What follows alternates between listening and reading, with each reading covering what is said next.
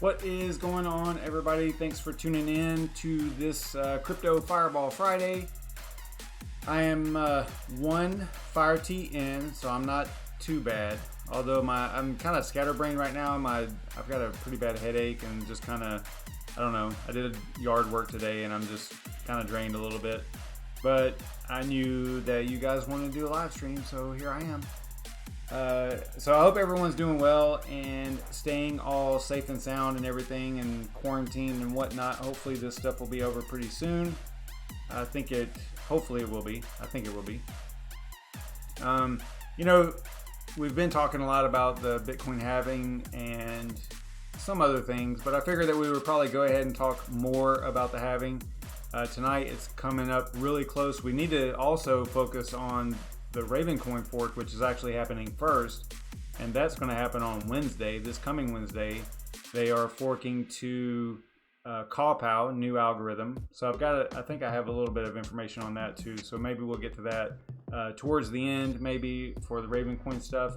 And we're just going to talk a little bit more about the Bitcoin halving and what we likely can expect. I found a pretty good article on what we can expect, and it talks a lot about the details of miners and how they're going, clearly not us, right? I mean, not GPU miners anyway, ASIC miners, larger farms and stuff like that, and how they're going to have to deal with this. So I found it really interesting. All the things that we've been talking about already kind of play into this article, or in the article. So going to cover that, and then we'll maybe talk about Ravencoin at the end. I think that DCA is going live tonight also. So if I remember right, they're like around 10:30. So we'll probably be done by then, but we'll probably head over there too after the stream. So let's just jump right into it. Let me check the chat, see who all's in here. What's going on? Travis, Guild War, what is up? Crypto Mining Lifer, Grits, not 69, Ford F100, hell of a name there. What's up, Savage Viking? Crypto Noob, Deadwood, what's up, man? Unknown Crypto, Nefarious, what's up, Batman? Sonia Near, what's going on? It says here, I read this earlier, you got your Bitcoin mining rig up and running. What mining rig are you mining Bitcoin with? Are you referring to an ASIC, or are you using like a rig and then using like NiceHash OS or something like that to get to Bitcoin? What is they're going to be up in 25 minutes. Oh wow, so 10 minutes. Okay, or 10 o'clock my time. Got it. What's up, Jonas P? All right, so let's go through a few things then really quick. I won't be long. We'll switch over to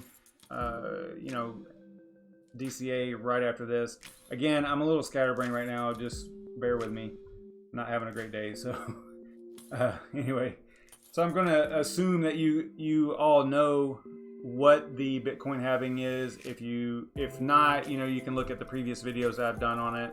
I've done a couple here. I think I've done 3 total on the Bitcoin halving. Some of them were a little long, probably need to condense it down, but you can kind of skip through there and get the gist of it, of what all is going on with the halving. I think there's 3 videos in here for the halving. So cool stuff. It's exciting because it only happens once every 4 years. So it's a significant event that happens with Bitcoin, and I'm happy to be a part of it.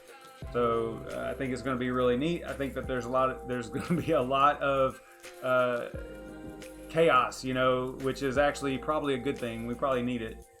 But I'm going to assume that you know what the halving is. If not, check out those videos. A quick summary: it's basically how new Bitcoin are added to the supply. Every block that is mined, every block that is added to the blockchain, the permanent immutable ledger, there is a reward for that block given to the miners that solve the problem presented by the network, to be allowed to add that block to the blockchain. So oftentimes it's through a pool. It's not like a solo mining situation. So there's a pool that is rewarded with the Bitcoin for that block, which is currently at 12.5 per block, and it's going to be cut at the halving down to 6.25. So you can see that how if you are a miner, if you are a Bitcoin miner, your rewards, whatever you're getting right now,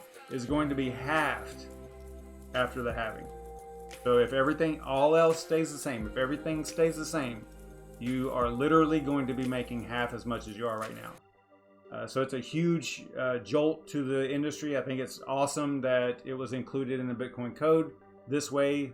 A lot of foresight by the creator of Bitcoin, and I think it's a super awesome aspect of it. Most projects follow along those same lines. You know, they'll have halvings. Like Ravencoin is going to have a halving also. You know, I think it's another 2 years away though. So a lot of Bitcoin forked projects have a similar situation where they have every 4 years or so. You know, what's the purpose of a halving? The purpose is to increase the scarcity and decrease inflation. But the cool thing is that it is a predictable scarcity, right? We all know that it's going to happen. All the miners know that it's going to happen. And we know about when it's going to happen. So it's something that you can actually plan for. Like long term, you can plan for the halving if you're super smart and you do what you're supposed to do, right? So, you know, for a business to plan around that. When Satoshi Nakamoto, they, whatever, set up the Bitcoin protocol rules, they made two very definite declarations in their protocol. First was that the supply of Bitcoin is capped at 21 million, which is awesome because there's not even 21 million millionaires, or I'm sorry, there's more than 21 million millionaires in the world. So every millionaire in the world can't even own one Bitcoin each, right? So that's, you know, if you think about scarcity, that is pretty scarce if you think about it in terms of that. And then the second thing is the mining rewards, which we're talking about. The number of Bitcoins generated per block will always decrease by 50% every 210,000 blocks, which is about every 4 years given the 10-minute block times that, on average, that block time that Bitcoin experiences. And this is the third halving, and we're going from 12.5 to 6.25 BTC per block. And when exactly that will happen, no one knows, because every clock is a little bit different. We went through this a couple of nights ago. You know, you got bitcoinblockhalf.com showing 10 days, 8 hours. You got Bitcoin census showing 9 days, 15 hours up here. And then this is based on 10-minute blocks, 10 days, 9 hours. So it looks like to me is that this one is also based on precisely 10-minute block times, which you don't get. There is a variable in there that some of the blocks are a little bit faster, some of the blocks are slower. So, you know, you have to take that into account. So this is why it's so tough to determine exactly when it's going to happen, because those little seconds on each end, either plus or minus to a block time, add up, right, over time. So it can change drastically. Whenever this first was going down, I mean, when we first started looking at it, I think it was off by a few days, right? So those actually add up. I think the initial estimates were like the 13th. I don't remember. I don't remember the actual day. 14th or 15th or something. So now it looks like it's going to be, what are we looking at? The 9th?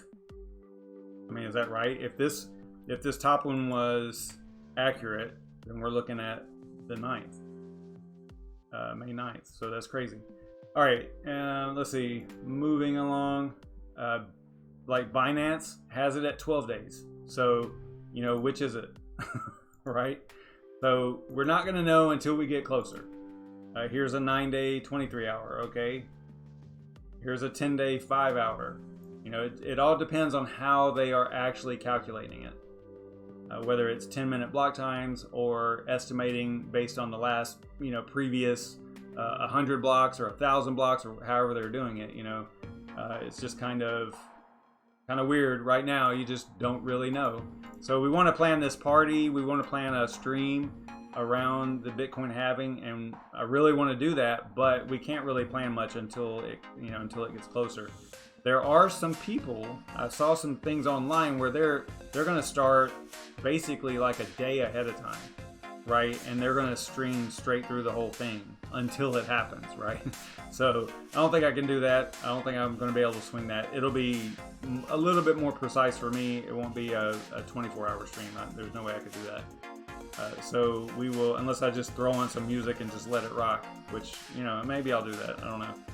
I'll throw on a timer and start the stream and just let it go, which I'll probably have to pick one that I think is more accurate, you know, which at this point I don't know. I would say that this one's probably pretty accurate because it's basing it off of, you know, actual block times and not just 10-minute averages, right? So I don't know. This is saying on the 11th. That's 10. Okay, so there's a lot of hours here. So 9 days, 15 hours. So on the 11th at 1300, is this Eastern time? Is this UTC? What is it? Right. So we talked about that before. I don't know what time zone this is in. So yeah, cool stuff. Let me check the chat, see what you guys are up to over here.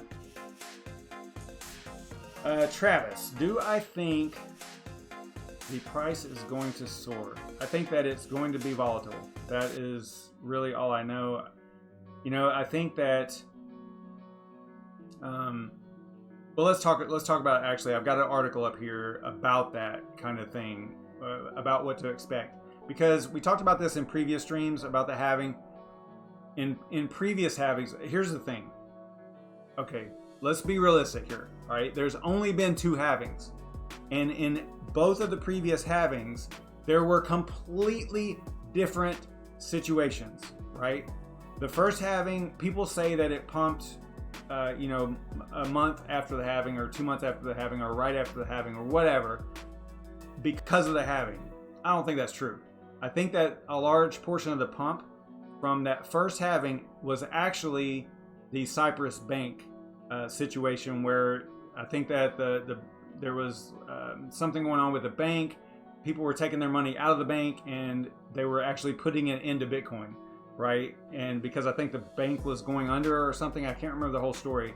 We will get into that on the Bitcoin halving stream though, because I want to talk, we're going to talk about like some of the history and trivia, and we're going to have like, hopefully have a little bit of a, maybe some small giveaways or something like that for like trivia type situations, right? And as long as people do not cheat and have multiple accounts, we will continue to do giveaways. If you continue, if the whole multiple account, duplicate account, triplet accounts goes on, I'm not going to do giveaways. I'm just not, because it's not fair. So spread the word. Don't do that. Don't be an asshole. All right. Anyway, so you're going to get me off topic here, but we are going to try to do maybe do some giveaways and do trivia. So we'll talk about that Cyprus thing. So that first pump was probably because of the Cyprus Bank. The second one in 2016, it came way after the halving, way after. It was 5, 6, 7 months, 9 months or something like that. And whenever the actual pump started happening, it was because of BitConnect. It wasn't because of the halving, right? So a lot of people think that the halving by itself actually causes a value increase, and it doesn't. It's not. That's not really what happens. I mean, maybe it will this time, but it hasn't in the past, right? Not, in my opinion, it hasn't. So, hey, what's up, Yashnik? So I'm gonna get my.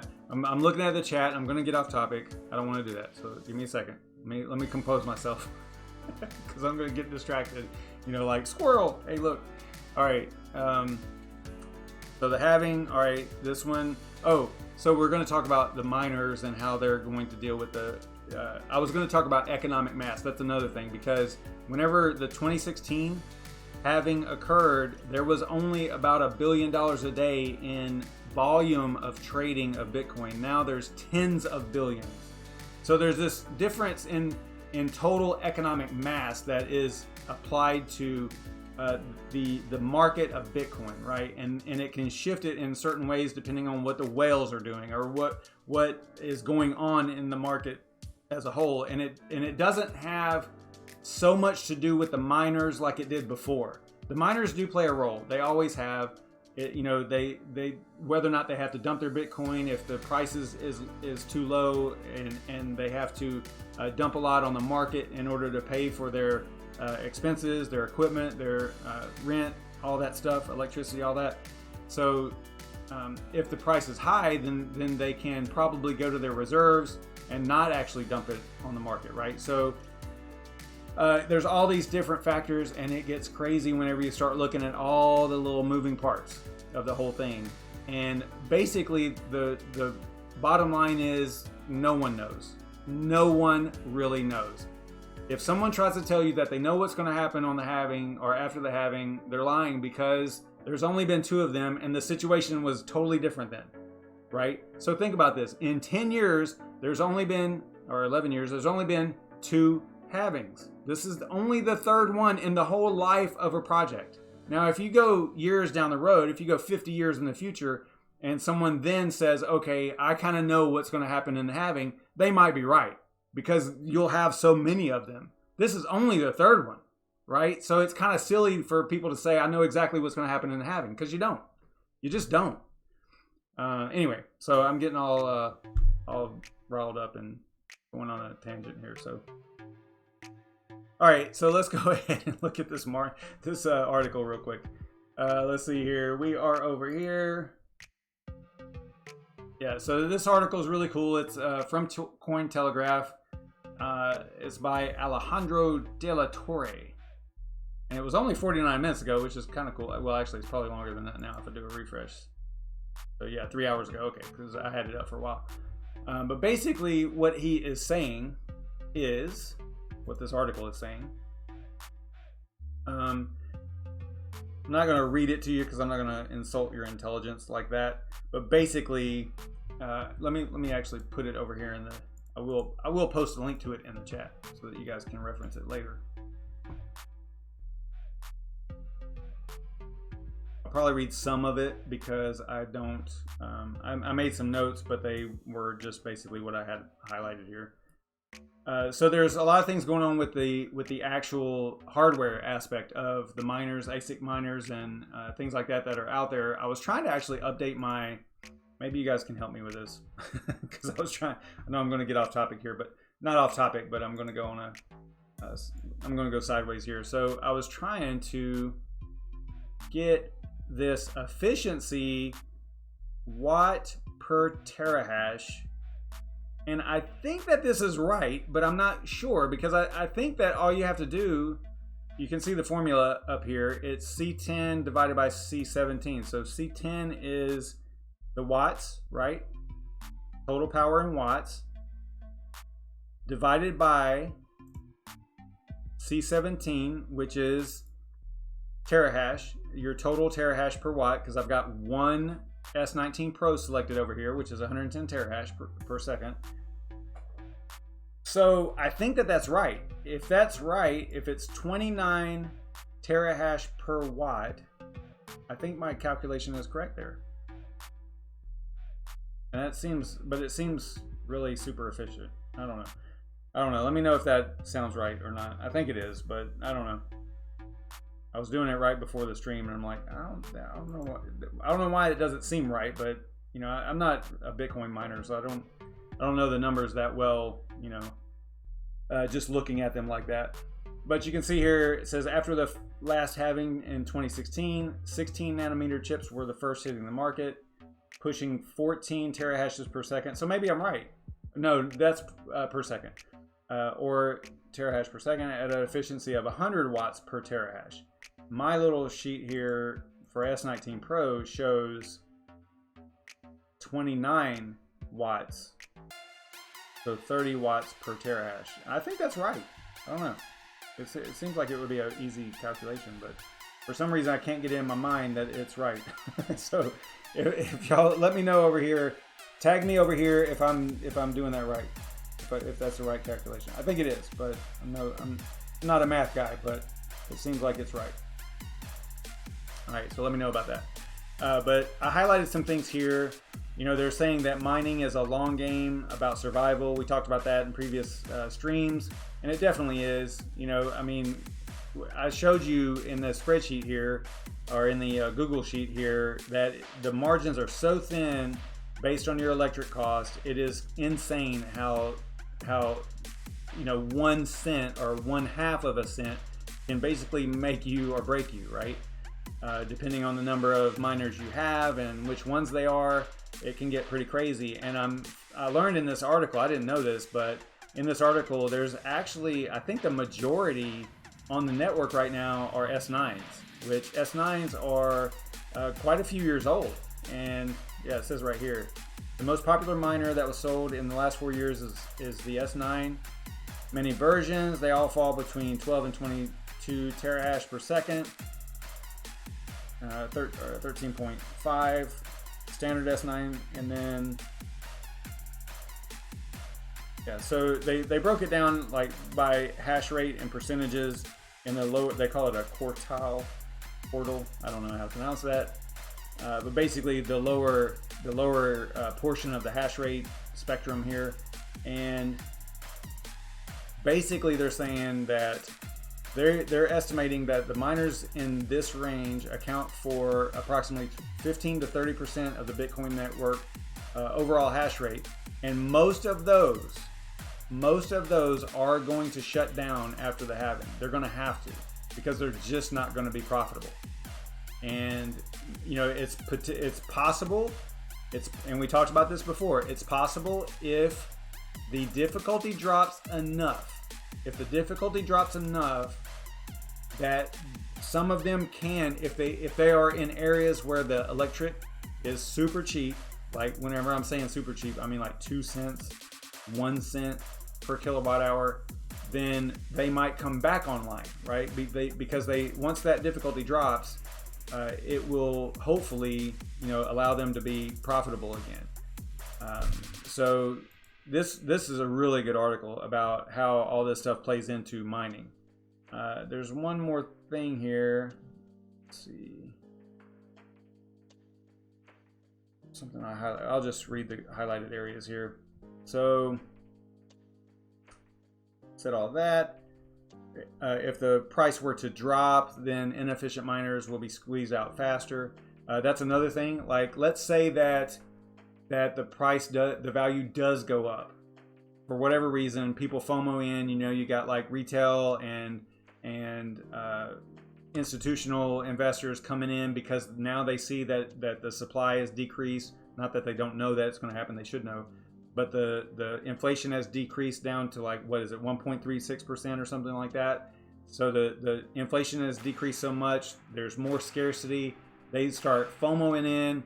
They get in there, and the price goes through the moon, right? Well, now guess what? These S9s and all these other, you know, less efficient ASICs will still be profitable, and they'll get back on the network, and the hash rate will freaking explode again, and then the difficulty will eventually adjust, and it'll be more difficult for them. So it's like this awesome thing about crypto and about the mining aspect of crypto that keeps everything as perfect as possible, right? With regards to security, the amount of hash rate, who's profitable, who's not, all that stuff. I mean, obviously the people that are in the areas that have lower electric costs are going to benefit the greatest. I mean, we all know that. But, you know, and then you got to look at the value of the actual coin itself, in this case Bitcoin, and how that plays into it, whether or not the miners can be efficient. We're seeing this right now with Ethereum on the GPU mining side. You know, Ethereum's value has been increasing. It's up around 200, I think, right? Is it at 200? 212 right now. And because it's at 212, well, even like an RX 580 can still make decent even at 10 cents per kilowatt hour, right? So it's at least somewhat profitable even at that electric cost. And it's because of the value of the coin that you're mining, which kind of, you know, it kind of makes sense, but some people kind of miss that point. Yeah, so we're seeing this with Ethereum. We're going to see it with Bitcoin once the halving happens. You can see here, this is a pretty good ASIC break-even cost of electricity, assumes at 7,000 and the current difficulty. I did find out that the difficulty, I think it's actually in this article here, the difficulty is going to adjust, I think, a week after the halving, which is insane, right? Because you're going to see so much hash rate decrease. It's going to be 15 to 30% less than estimated anyway. What I would assume is that there'll be 15 to 30% less hash rate on the network right after the halving, or soon thereafter. And it's going to be a whole another week, I think. I think it's 1,000 blocks before the next difficulty adjustment. 1,000 plus blocks before the next difficulty adjustment. So what does that mean, right? I mean, that is going to be a huge area there for especially the more efficient miners. They're going to be making pretty solid gains there. So pretty neat dynamics here. I like thinking about all this kind of stuff.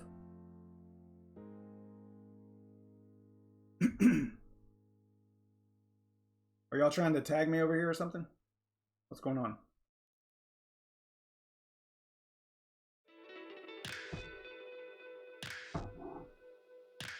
Is there some kind of a bot in here? Let me see.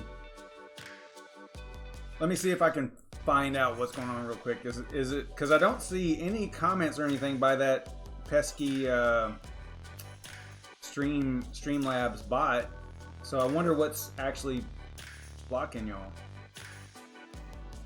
I think that thing is off anyway. Let's see here. Give me just a second.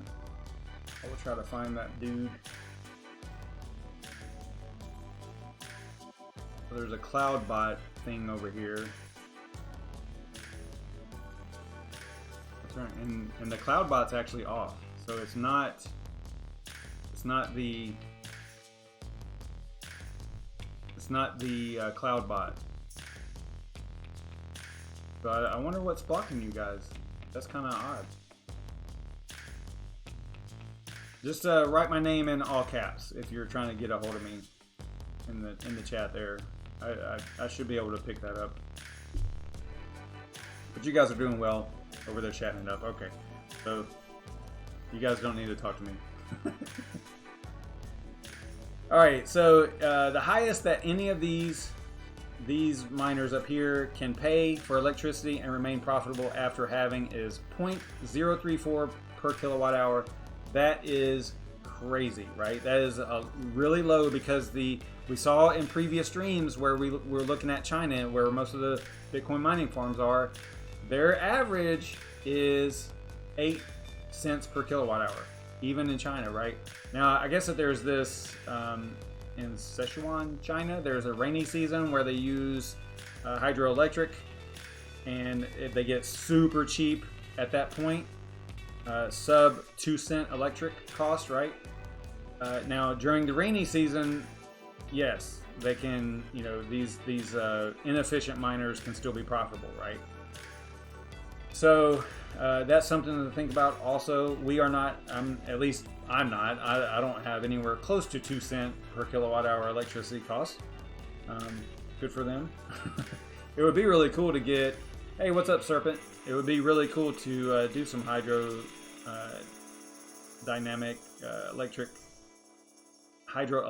dams. That would be really cool. Like if you live near a stream or something like that. I think they do make those kind of things. I remember seeing a video of a guy that did that years ago. He actually lived near a stream, like a free-flowing stream, and he installed a hydroelectric. It wasn't a dam, but it was basically just a portion of the stream he blocked off and had run through his hydroelectric motor or whatever it was, and produced plenty of electricity for his mining rigs, and that's free. So, minus the cost of the dam itself. So, yeah, that would be really cool. Hey, what's up, Nefarious? Thanks for that note. You tagged me fine right there, so I don't know what's going on with the other people tagging me and not working. See you later, Shuby. Thanks for stopping by, man. I appreciate it.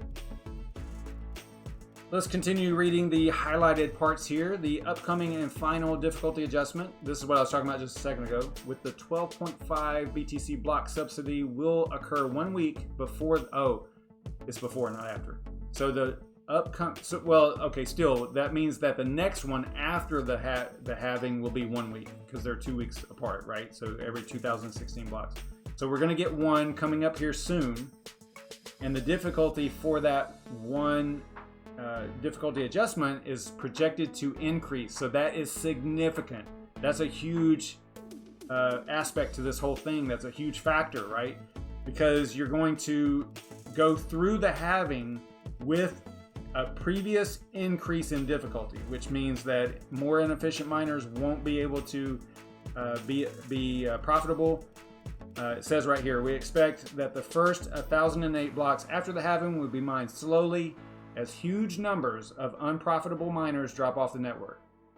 We estimate, this is Cointelegraph and the author of the article, estimate that closer to 30% will be squeezed, considering that the first 1,008 blocks will have the pre-halving difficulty, but half the reward, right? So, wow, that is, I would imagine that there are a lot of mining farms that have S9s right now, if they haven't upgraded already, that are probably sweating a little bit, because this is going to be, obviously they've planned. I mean, I hope they planned. They knew that this was coming, but you can say that they knew that the halving was coming, but they don't know what the value is going to be, right, of Bitcoin. If Bitcoin was at 20,000 right now, they wouldn't even be sweating the halving at all, right, because they would be making enough. So again, back to the whole really cool aspects of crypto in general, right? So, all right, let's see here. After the first difficulty adjustment, some older miners may turn back on, but as new, more efficient ASICs come online in the coming months, we saw, Bitmain, I think they're sold out of both S19 Pros and S19s now. Let's go and check real quick. Pretty sure that they're still out. I don't do a lot of ASIC content at all. What am I doing here? This has been kind of a learning experience actually for me, because I just don't do a lot of ASIC stuff. But it's appropriate at the moment because of the halving, right? So it's kind of like it's a situational topic for me. Yeah, so futures order. The S9s you can buy pretty cheap, 95 bucks. But again, if you don't have free electricity, those are not going to be profitable, right? You need like 1 cent electricity for this to be profitable. Super cheap though. Sold out of all these. Looks like the next batch is July, which the difficulty is going to be higher, profitability is going to be lower. You're probably going to see the price drop, I would assume, after the halving. Probably, I would imagine that it's going to drop. I don't know. I mean, I'm not a financial guy, but it would make sense that if it's not going to ship until July, that it would probably drop in price a little bit. But I don't know. Whatever. Don't know for sure. So they might turn back on as the more efficient ASICs come online in the coming months, and existing miners find lower electricity prices. Old generation miners will inevitably be phased out.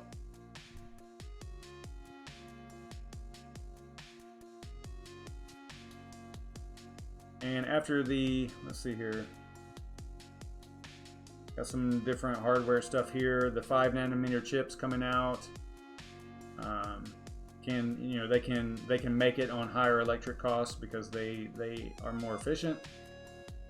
So given that efficiencies in 5 nanometer chips will likely remain profitable for the next 4 years or longer, as we run up against the edge of Moore's law and how thin silicon wafers can go.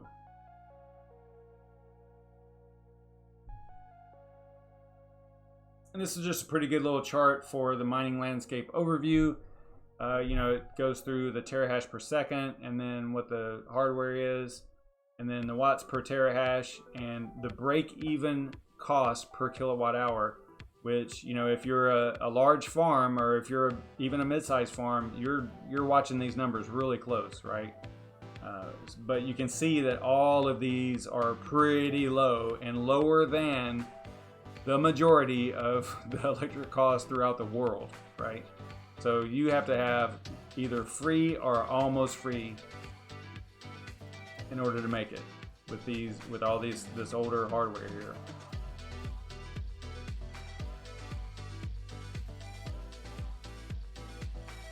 All right, so is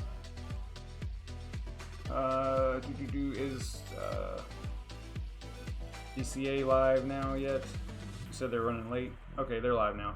All right, so let's head over there to DCA. I will post the link. Make sure you do the Savage raid. Let them know you came over here. Came over there, or came over to them from here. Good grief, I can't even talk. Serpent, I agree. I don't think that we're going to see a lot of crazy. It's going to be, it'll probably be wild inside of that range. Like, we'll probably see, you know, that's a 30% range right there. I would imagine that we're going to see a lot of volatility within that range.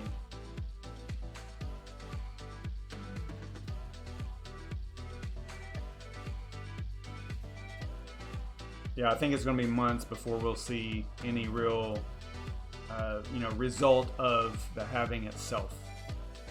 Just my opinion. You guys know that none of this stuff is financial advice or anything like that. So yeah, thanks for hanging out, guys. I appreciate it. Head over to DCA Adventures, and I will see you guys over there in a few minutes. I'm going to go get another fire tea, and I will meet you over there. Stay safe, everybody. Stay savage and all that stuff. I will see you guys probably Monday. I probably won't stream this weekend. It'll probably be Monday. So see you then. Stay savage, everybody.